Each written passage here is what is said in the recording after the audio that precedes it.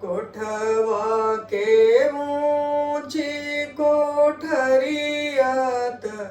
ओमे 32 दुआर, ओमे 32 दुआर। ओही में से निकलेला हाथिया उहो बच्चा समेत, उहो बच्चा समेत। ओही में से निकलेला हाथिया उहो बच्चा समेत, उहो बच्चा समेत। हमरो जे बेटा बाबा ललचिया मांगे हथिया दहेज, मांगे हथिया दहेज। हमारो बेटी के पापा लहरी दिहले हथिया दहेज, दिहले हथिया दहेज। घर में से निकले ले दुल्हा कवन दुल्हा ले लिहले हथिया दहेज, ले लिहले हथिया दहेज। दाना दहेज बाबा सब दे देबो, सन सब धान देबो लदाई, सब धान देबो लदाई। एक जानी दिह पापा हथिया, हथिया दल के सिंगर, हथिया दल के सिंगर।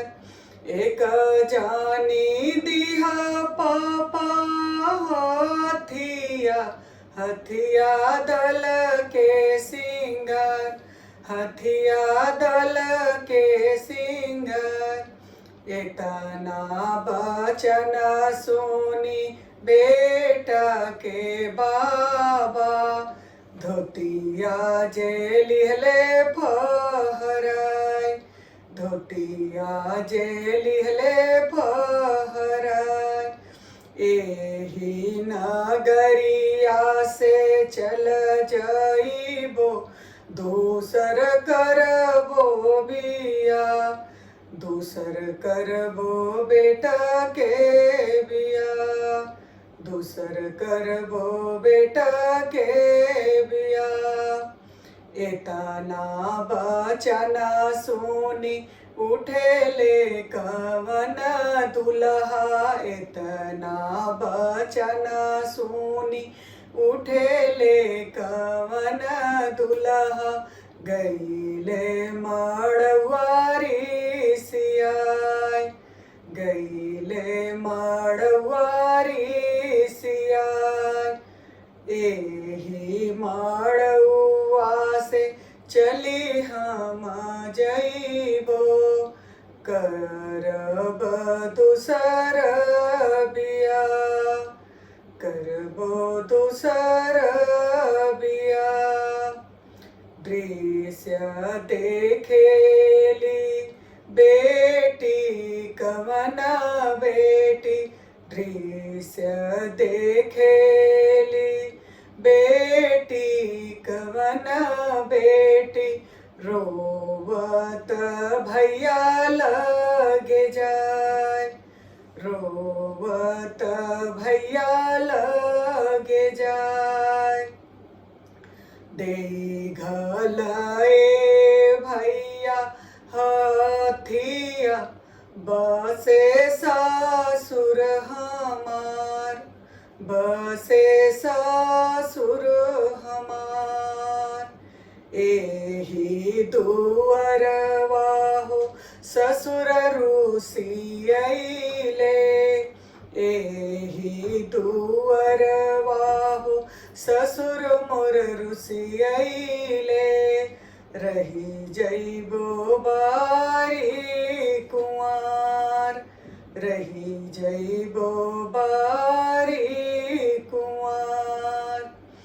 इतना बचन जब सुने ले कवन भैया, इतना बचन जब सुने ले कवन भैया।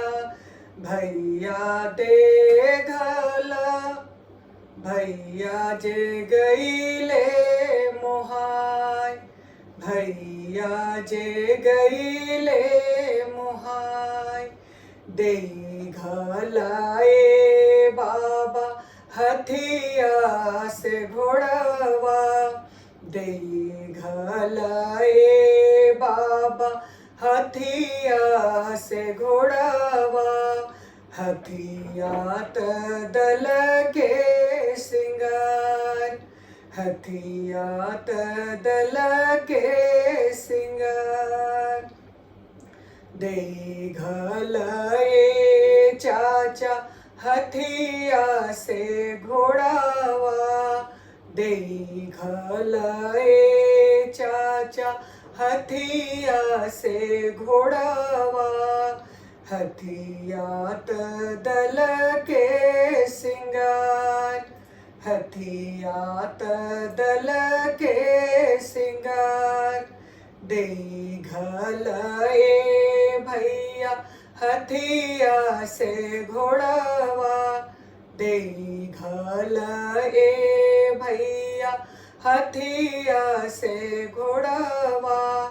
हथिया त दल के सिंगार, हथिया त दल के सिंगार।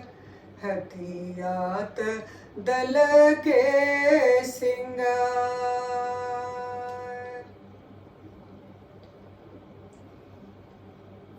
आप सबके ये ब्याह गीत कैसा लगल? अगर निक लगे तो शेयर और सब्सक्राइब जरूर करी। धन्यवाद।